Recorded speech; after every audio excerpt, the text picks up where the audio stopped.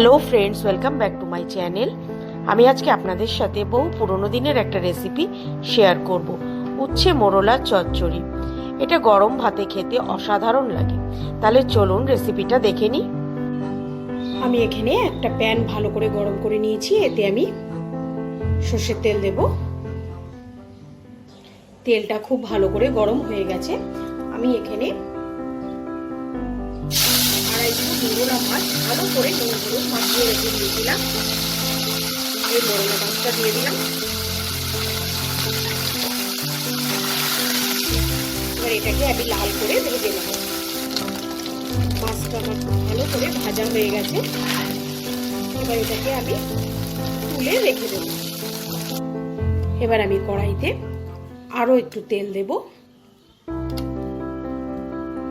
তেলটা গরম হয়ে গেছে। আমি এতে সামান্য হলুদ আর অল্প একটু নুন দেব।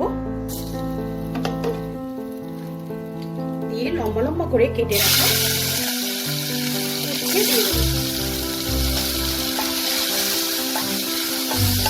উচ্ছেটাকেও আমি লাল করে ভেজে নেব।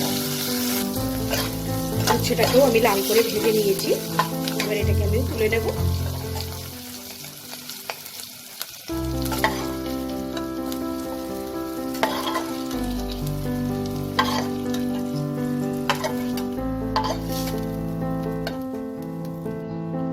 এবার এই তেলে আমি একটা শুকনো লঙ্কা আর 5 ফোড়ন দেব। ফোড়নটা থেকে যতক্ষণ না ভাজা ভাজা গন্ধ বেরোচ্ছে ততক্ষণ আমি এটাকে তেলে হালকা নাড়াচাড়া করে নেব। এবার এটাতে একটা আলু আমি ছোট ছোট ডুবো ডুবো করে কেটে নিয়েছি।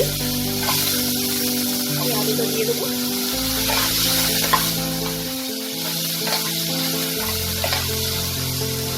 এই আলুটাকে আমি একদম স্লো ফ্লেমে ঢেকে ঢেকে ভেজে নেব। আলুটাকে ঢেকে আমি 2-3 মিনিটের মতো একটু ভেজে নিয়েছি। এবার আমি ছোট ছোট ডুমো ডুমো করে কিছুটা বেগুন কেটে ভালো করে ধুয়ে নিয়েছি। এই বেগুনটা আমি অ্যাড করে দিলাম।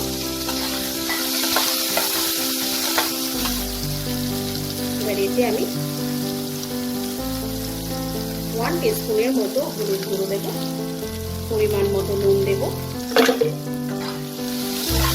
এই বেগুনটাকেও আমি মিডিয়াম ফ্লেমে একটু ভেজে নেব।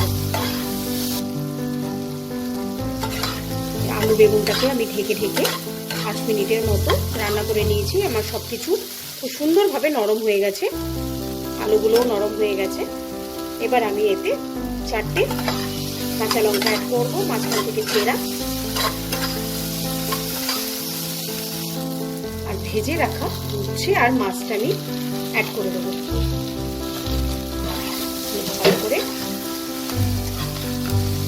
লো ফ্লেমে এটাকে আমি 3-4 মিনিটের মতো আরো নাড়াচাড়া করে নেব।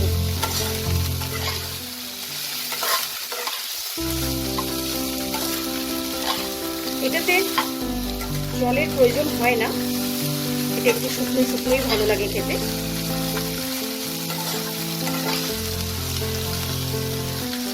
আমার এটা একদম রেডি হয়ে গেছে। আমি গ্যাসের ফ্লেমটাকে অফ করে দিয়েছি।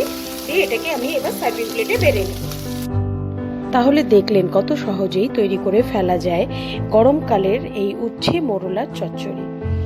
আপনারা রেসিপিটা দেখে বাড়িতে ট্রাই করে আমাকে কমেন্ট করে লিখে জানাতে ভুলবেন না। আজকের মতো বিদায় জানাচ্ছি। আবার আসবো নতুন কোনো এক রেসিপি নিয়ে।